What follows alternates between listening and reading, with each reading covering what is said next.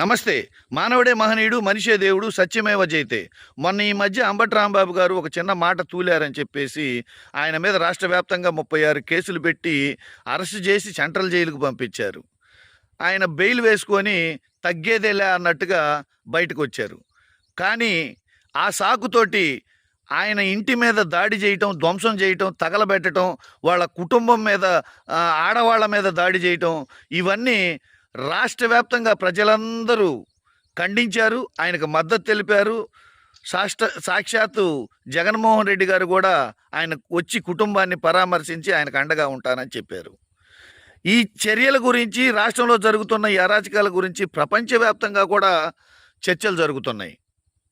సందట్లో సడేమియ్య అన్నట్లుగా ఈ మధ్య గోపిరెడ్డి శ్రీనివాసరెడ్డి కూడా పోయి నీతులు చెప్తున్నాడు.